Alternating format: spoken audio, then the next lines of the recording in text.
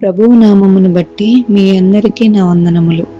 ఈరోజు మనం కొరింథీయులకు రాసిన మొదటి పత్రిక 1వ అధ్యాయం చదువుకుందాం.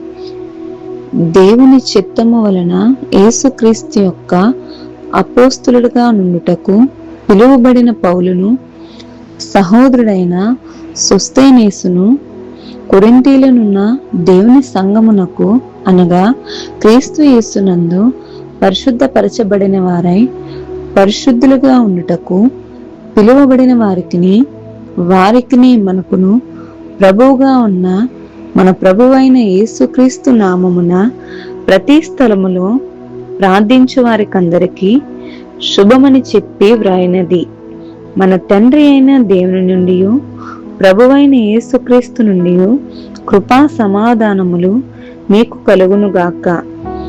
క్రీస్తు యేసునందు మీకు అనుగ్రహింపబడిన దేవుని కృపను చూచి మీ విషయమై నా దేవునికి ఎల్లప్పుడూ కృతజ్ఞతాస్తుతులు చెల్లించుచున్నాను.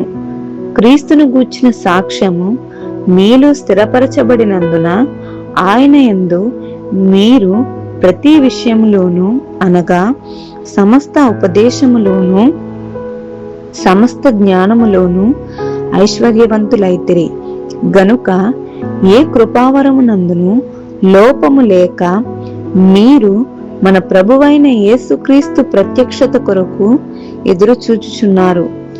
మన ప్రభువైన యేసుక్రీస్తు దినమందు మీరు నిరపరాధులై ఉండునట్లు అంతము వరకు ఆయన మిమ్మును స్థిరపరచును. మన ప్రభువైన యేసుక్రీస్తు అను తన కుమారుని సహవాసమునకు మిమ్మును పిలిచిన దేవుడు నమ్మదగినవాడు. సహోదరులారా, మీరందరూ ఏకభావముతో మాటలాడవలననియు మీలో కక్షలు లేక ఏక మనసుతోనూ ఏక తాత్పర్యముతోనూ మీరు సన్నద్ధులై ఉండవలననియు మన ప్రభువైన యేసుక్రీస్తు పేరట మిమ్మును వేడుకొనుచున్నాను. నా సహోదరులారా, మీలో కలహములు కలవని మిమ్మును గూర్చి క్లోయే ఇంటి వారి వలన నాకు తెలియవచ్చెను. మీలో ఒకడు నేను పౌలు వాడను, ఒకడు నేను అపోల్లో వాడను, మరి ఒకడు నేను కేఫా వాడను, ఇంకొకడు నేను క్రీస్తు వాడనని చెప్పుకొనుచున్నారని నా తాత్పర్యము. క్రీస్తు విభజింపబడి ఉన్నాడా? పౌలు మీ కొరకు సిలువ వేయబడిన పౌలు నామమున మీరు బాప్తిస్మము పొందితిరా? నా నామమున మీరు బాప్తిస్మము పొందితిరని ఎవరైనను చెప్పకున్నట్లు గ్రీస్పునకును గాయియకును తప్ప మరి ఎవరికి నేను బాప్తిస్మం ఇయ్యలేదు. అందుకే దేవునికి కృతజ్ఞతాస్తుతులు చెల్లించుచున్నాను. సైఫను ఇంటి వారికి బాప్తిస్మం ఇచ్చితిని, వీరికి తప్ప మరి ఎవరికినైనను బాప్తిస్మం ఇచ్చితినేమో నేనెరుగను. బాప్తిస్మం ఇచ్చుటకు క్రీస్తు నన్ను పంపలేదు గాని క్రీస్తు యొక్క సిలువ వ్యర్థము కాకుండానట్లు వాక్చాతుర్యము లేకుండా సువార్త ప్రకటించుటకై ఆయన నన్ను పంపెను.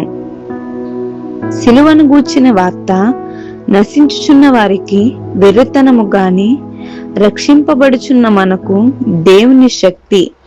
ఇందు విషయమై జ్ఞానుల జ్ఞానమును నాశనము చేతును, వివేకుల వివేకమును శూన్యపరుతును అని వ్రాయబడి ఉన్నది. జ్ఞాని ఏమాయను? శాస్త్రి ఏమాయను? ఈ లోకపు తర్కవాది ఏమాయను? ఈ లోక జ్ఞానము దేవుడు వెరితనముగా చేసి ఉన్నాడు గదా. దేవుని జ్ఞానానుసారముగా లోకము తన జ్ఞానము చేత దేవుని ఎరువకుండినందున సువార్త ప్రకటనయను వెర్రితనము చేత నమ్మువారిని రక్షించుట దేవుని దయాపూర్వక సంకల్పమాయను.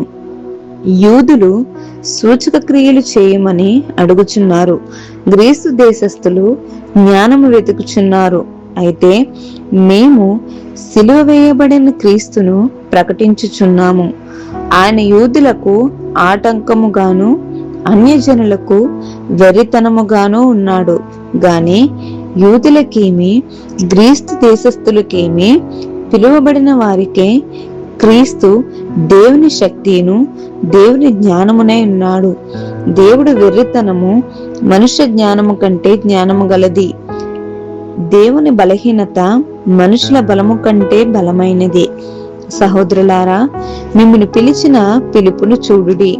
మీలో లోకరీతిని జ్ఞానులైనను గనులైనను గొప్ప వంశము వారైనను అనేకులు పిలువబడలేదు గాని, ఏ శరీరియు దేవుని ఎదుట అతిశయింపకుండునట్లు జ్ఞానులను సిగ్గుపరచుటకు లోకములో నుండు వెర్రివారిని దేవుడు ఏర్పరచుకుని ఉన్నాడు.